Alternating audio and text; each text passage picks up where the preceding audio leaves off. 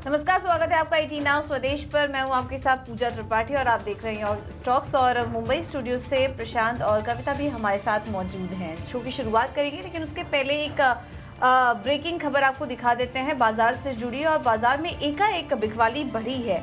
Nifty में 150 अंकों की गिरावट है, करीब 160 अंकों की गिरावट देखने को मिल रही है। सेंसेक्स 500 अंक टूट चुका है और बैंक निफ्टी में भी देखेंगे तो 150 अंकों की गिरावट इस वक्त देखने को मिल रही है। तो एक गिरावट यहाँ पर आ रही है। और एडवांस मिड कैप और स्मॉल कैप शेयरों में भी हम देख रहे हैं कि गिरावट बढ़ी है। बिकवाली पूरी तरीके से हावी हो चुकी है। ऑटो और चुनिंदा सरकारी बैंकों को छोड़ दे तो सभी सेक्टरल इंडेक्स कमज़ोर हैं। Infra, oil and gas, energy, metal, FMCG, यहाँ पर सबसे ज़्यादा कमज़ोरी इस वक्त देखने को मिल रही है।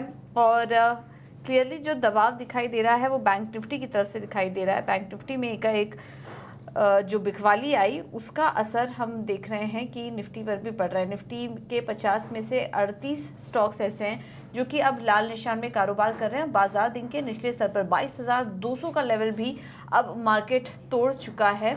और अब 22,000 ये एक अहम सपोर्ट लेवल था जिसकी हम सुबह बात भी कर रहे थे। 22,200 तो टूट चुका है, अब उसके नीचे आया तो 22,000 एक अहम सपोर्ट लेवल की तरह नज़र आ रहा है। देखना होगा कि वो होल्ड कर पाता है या नहीं। ये एक गिरावट किस वजह से आई है, इसको थोड़ा समझना होगा। हमारे साथ दोनों ही मार्केट एक्सपर्ट मौजूद हैं। अविनाश जी मौजूद हैं हमारे साथ और स्नेहा सेठ भी मौजूद हैं एंजल वन से। स्नेहा, आपसे समझना चाहेंगे ये जो एक बिकवाली आई है, 22,200 तो टूट चुका है। क्या 22,000 आपको संभलता हुआ नजर आ रहा है और इस गिरावट के पीछे वजह क्या आप देख रही हैं? क्योंकि चौतरफा बिकवाली हम देख रहे हैं। मिड कैप इंडेक्स में भी एकाएक गिरावट यहाँ पर देखने को मिल रही है। क्या वजह देख रही हैं आप और अब नेक्स्ट सपोर्ट लेवल क्या नजर आ रहा है आपको? वेरी गुड मॉर्निंग पूजा। अगर आप मार्केट देखें तो ओवरऑल जिस तरह से हमने रिसेंटली सेलिंग देखा है, जब भी निफ्टी ऊपर की तरफ जाता भी था तो सस्टेन नहीं हो पाता था। इनफैक्ट वहां से फिर से फ्रेश सेलिंग देखने को मिल रही थी। कल के सेशन में भी अगर आप देखें तो डिस्पाइट थोड़ा सा स्ट्रेंथ दिखा था सेकेंड हाफ में, बट वहां पर भी 22,400 के स्ट्राइक में काफी अच्छी राइटिंग थी। तो ओवरऑल अगर आप देखें तो काफी अच्छी राइटिंग्स है कॉल्स में। और पॉसिबिलिटी ऑफ 22,200 सपोर्ट ये ब्रीच हो वो लग ही रहा था। और आज के दिन जिस तरह से सेलिंग है, मुझे लगता है करके कि पॉसिबिलिटी है कि 22,000 की जो हम बात कर रहे हैं या उसके नीचे की भी लेवल्स है वो पॉसिबल है यहाँ पर। तो आई वुड से करके कि यहाँ पे अग्रेसिवली लॉन्ग नहीं करना चाहिए, कोई भी बॉटम फिशिंग नहीं करना चाहिए। जिस तरह से आईवीज बढ़ रहा है, मुझे लग रहा है पॉसिबिलिटी है कि आईवीज यहाँ से और बढ़े। और इसके रीजन से थोड़ा सा मार्केट में और प्रेशर रह भी सकता है। तो अभी के लिए मेरा मानना है करके कि थोड़ा सा आपको जब भी बाउंस बैक मिलता है तो अगर कोई लॉन्ग में फंसे हैं तो निकाल ले पोजीशंस और एग्रेसिवली ट्रेड ना करें। इंडिविजुअल काउंटर्स पे फोकस करें, वो बेटर स्ट्रैटेजी रहेगा अभी के लिए। चलिए, और इस बीच अब दर्शकों से जुड़ने का भी सिलसिला हम शुरू करते हैं। और योर स्टॉक पे जो सवाल पूछने का तरीका है एक बार बता देते हैं दर्शकों को। रोजाना बताते आए हैं, आज भी एक बार फिर दोहरा देते हैं। व्हाट्सएप के जरिए सवाल पूछ सकते हैं और नंबर आपकी स्क्रीन पे फ्लैश हो रहा है। इसके अलावा तमाम सोशल मीडिया प्लेटफॉर्म्स पर भी हम अवेलेबल हैं।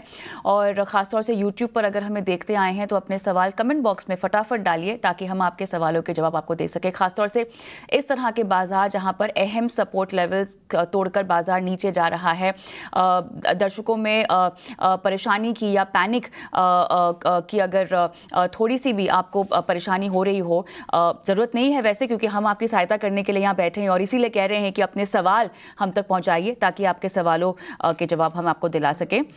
हम लेते हैं कुछ YouTube से दर्शकों के सवाल। और इस बीच जो सवाल हमें आते हुए दिखाई दे रहे हैं उसमें हमारे एक दर्शक हैं प्रेम।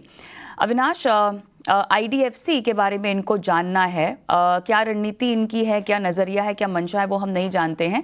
बट अगर पोजिशनल कॉल IDFC में इनको बनानी हो तो आप क्या सलाह देंगे? कविता, मुझे लग रहा है कि देखिए आईडीएफसी का मर्जर आईडीएफसी बैंक में होने वाला है। आई थिंक ये merger I think on expected lines है। तो मैं इनको यही कहूंगा कि इनको अभी आईडीएफसी फर्स्ट बैंक के शेयर्स मिलेंगे। तो कहीं ना कहीं अगर नजरिया इनका 6 से 12 महीने का है तो यहाँ पे निवेशित रहिए। अगर इन्होंने थोड़ी सी ऊपरी लेवल पे भी स्टॉक खरीदा है तो उनको कोई डरने की बात नहीं है। मेरे ख्याल से जो मर्ज्ड एंटिटी है आईडीएफसी फर्स्ट बैंक, वो जिस प्रकार से ग्रो कर रही है, जिस प्रकार से इन्होंने अपना बिज़नेस खड़ा किया है, मुझे लगता है कि अगले साल भी आईडीएफसी फर्स्ट बैंक का परफॉर्मेंस काफ़ी अच्छा रहेगा। तो आई थिंक ओवरऑल ऐसे वोलेटाइल मार्केट्स में इनको जल्दबाजी में पोजीशन लॉस में तो बिल्कुल काटनी नहीं चाहिए। यहाँ पे थोड़ा सा समय और टाइम दे दीजिए। मेरे ख्याल से ऑब्वियसली जो आईडीएफसी फर्स्ट बैंक के शेयर्स मिलेंगे और जो growth prospects IDFC first bank के आने वाले 12 से 15 महीने में आने वाले, इसके हिसाब से तो इनको पोजीशन होल्ड करना चाहिए। अच्छा मुनाफा बनेगा, बट प्रोवाइडेड ये थोड़ा सा यहाँ पे टाइम इन्वेस्ट करे और थोड़ा सा सब्र रखे।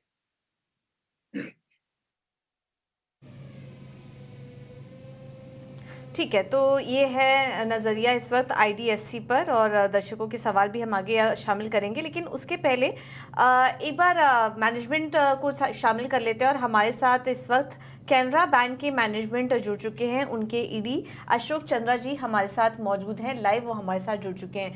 अशोक जी, बहुत बहुत धन्यवाद आज अपना कीमती समय हमें देने के लिए। आपके जो नंबर्स आए पहले वो दर्शकों के सामने एक एक करके रख देते हैं। जो एनआईआई है वहां पर 11% की ग्रोथ हुई है, मुनाफा बढ़ा है 18% से, और ग्रॉस एनपीए और नेट एनपीए में भी कमी देखने को मिली है। Sir, numbers on the face of it तो अच्छे नजर आ रहे हैं, लेकिन एक कंसर्न जो इन्वेस्टर को थोड़ा नजर आया, उस पर आपका एक व्यू लेंगे। जो गाइडेंस आपने दी है बिजनेस ग्रोथ के फ्रंट पर और डिपॉजिट ग्रोथ के फ्रंट पर, FY24 में जो नंबर्स आए हैं, आपने गाइडेंस में वहां पर थोड़ी कमी कर दी है। क्या ये स्ट्रैटेजिकल मूव था? ज़्यादा अग्रेसिव नहीं होना चाहते आप अपने गाइडेंस के साथ, या फिर इसको किसी और तरीके से देखिए? ये जो गाइडेंस आपने दिया है, इसे मार्केट कैसे देखे? क्या कोई कंसर्न वाली बात है?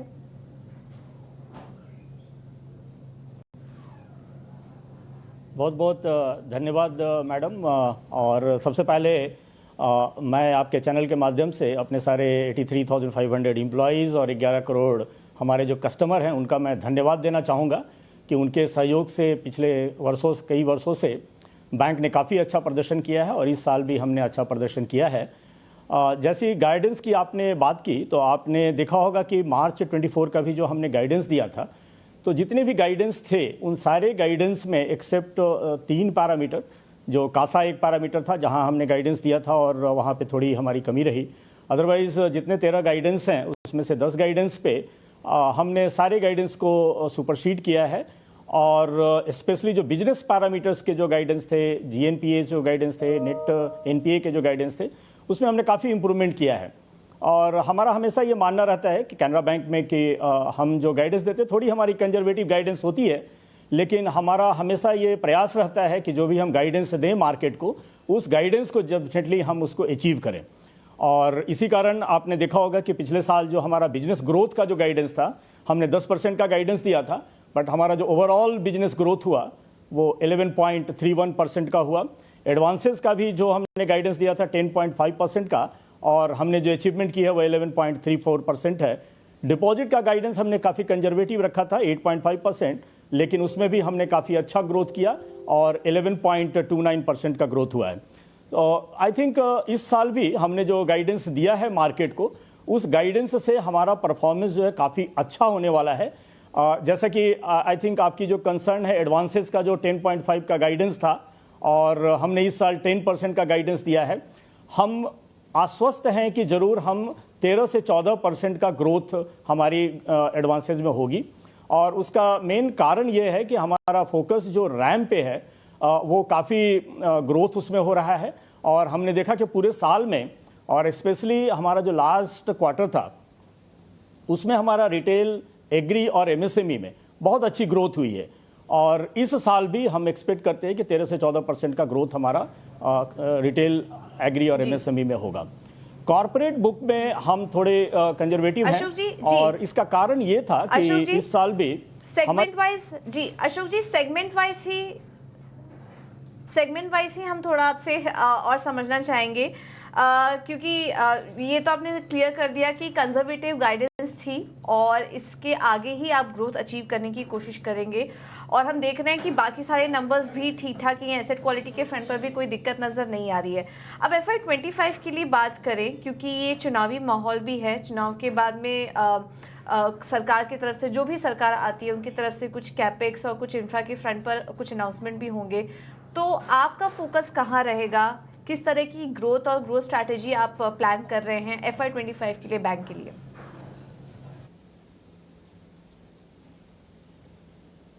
ओवरऑल अगर मैं क्रेडिट की बात करूं तो हमारा फोकस इस फाइनेंशियल ईयर में भी रैम सेक्टर के ऊपर रहेगा।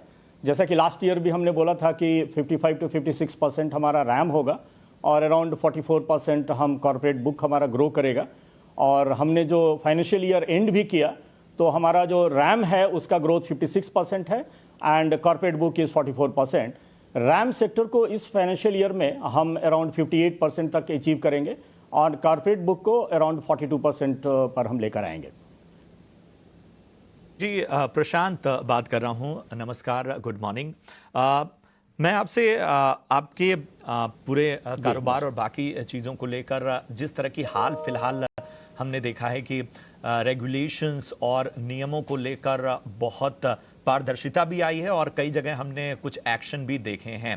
ख़ास तौर पे अगर हम डिजिटल दुनिया की बात करें और आज की दुनिया डिजिटल है, जिसमें हमने देखा कुछ बड़े बैंक्स भी इसमें शामिल रहे। हालांकि उन्होंने अपनी तरफ से बेहतर करने की कोशिश की, लेकिन इन सारे सिनेरियो में और ज़्यादा बेहतर सर्विस कस्टमर को मिले, किसी तरह की दिक्कतें ना हो और किसी तरह के एक्शन का सामना ना करना पड़े, इसकी क्या तैयारी?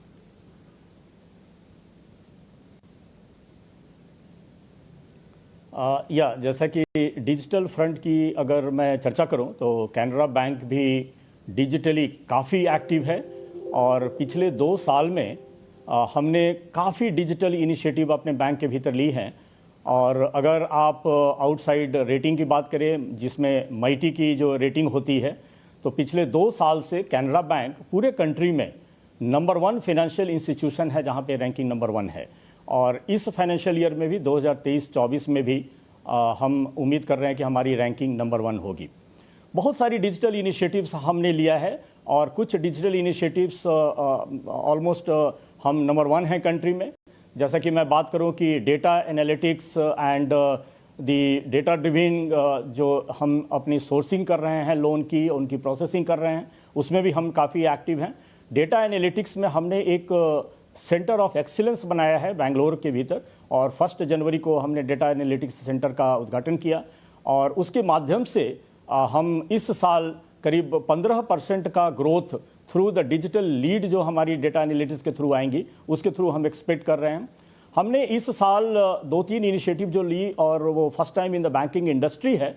जैसा कि मैं बात करूं कि डिजिटल सेल्फ हेल्प ग्रुप जो कि पूरे एंड टू एंड हमने उसको डिजिटल मैप पे लाया है और पूरे पैन इंडिया में हमने उसको रोल आउट किया है। गोल्ड बैंकिंग, जहाँ पे आपने देखा होगा कि गोल्ड बैंकिंग में Canara bank pan India number 1 bank है और उसमें भी हमने एसटीपी जर्नी इंट्रोड्यूस की है जहाँ पे एनईएसएल के साथ हमने कोऑर्डिनेट किया है और उनकी डिजिटल डॉक्यूमेंटेशन, सैंक्शन, डिसबर्समेंट सारी चीज़ें हमारी डिजिटली हो रही हैं।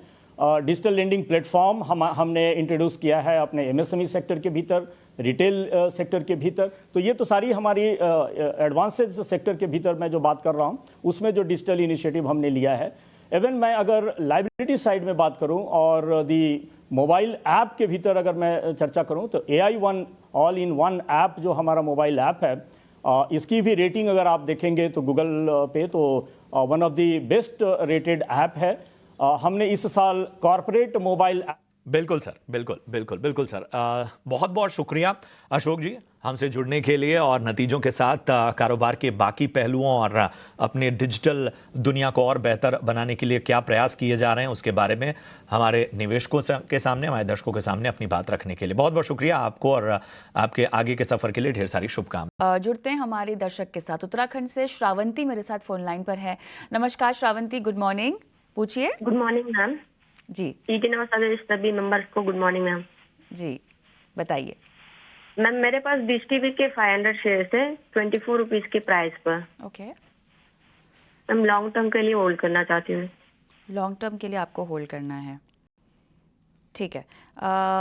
अविनाश, पिछले 1 महीने से तो हमने कहीं पर खास जाता हुआ देखा नहीं है स्टॉक को। इनकी खरीद मेरे ख्याल से 2-3 महीने पुरानी लग रही है, लेकिन अब क्या और समय इसको देना चाहिए? एक रेंज में फंसा हुआ है स्टॉक। मेरे ख्याल से देखिए इन्होंने काफी ऊपरी लेवल पे ये स्टॉक खरीदा है। हालांकि डीटीएच का बिजनेस काफी अच्छी तरह से डिश टीवी इंक्रीज कर रहा है, दूसरे प्लेयर्स भी इंडिया में इसको बढ़ा रहे हैं, लेकिन अभी नए टेक्नोलॉजीज आ रहे हैं, काफी कंपटीशन भी बढ़ा है। और काफी रिस्ट्रक्चरिंग इस कंपनी में अभी भी बाकी है। इनफैक्ट इस कंपनी की सबसे बड़ी दिक्कत है कि बैलेंस शीट में ऐसे काफी ऐसे पेमेंट्स है जो अभी भी इसका पैसा अटका हुआ है। तो मैं कहूंगा कि अगर इनका नजरिया 12 से 18 महीने का है तो ही यहाँ पे होल्ड करें, क्योंकि नियर टर्म में तो ऐसा कोई बड़ा ट्रिगर दिखता नहीं है। बिजनेस प्रॉफिटेबल है, काफी अच्छी तरह से बढ़ रहा है, बट जब तक ये पूरी तरह से मसले सॉल्व नहीं होते, मेरे ख्याल से इनको यहाँ पे निवेशित होना चाहिए। कम से कम साल 1.5 साल का नजरिया रखे तो ही यहाँ पे अच्छा पैसा बने। ठीक है, तो ये है नजरिया डिश टीवी पर। चलिए अब आगे बढ़ते हैं और रुक करते हैं अगले सेगमेंट का, ऑप्शंस के चैंपियन।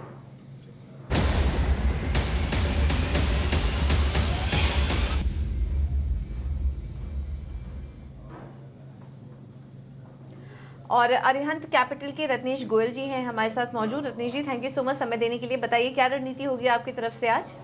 नमस्ते सभी दर्शकों को नमस्कार। मुझे ऐसा लगता है कि बाजार ने कल के लो तोड़ के ट्रेड करना स्टार्ट कर दिया है। थोड़ा सा निफ्टी में प्रेशर थोड़ा सा गिरा सकता है दिन में, तो हीरो जीरो ट्रेड ले सकते हैं आप इसको, या कह सकते हैं थोड़ा सा मध्य की साइड पे अगर लॉन्ग पोजीशन है तो उसको हेज करके चले।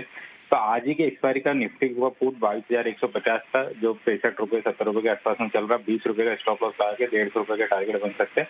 तो लॉस भी बहुत बड़ा नहीं, 1250 का जो प्रॉफिट बनेगा वो 2,000 रुपये तक का बन सकता है। ओके, ठीक है, थैंक यू रत्नेश जी आपका समय देने के लिए और ये रणनीति सुझाने के लिए। तो 22,150 की पुट खरीदने की सलाह, यहाँ से कमजोरी आ सकती है निफ्टी में, तो उस लिहाज से आप पुट खरीदिए 150 के लक्ष्य के लिए, और इसमें अधिकतम मुनाफा 2,000 रुपये तक का हो सकता है।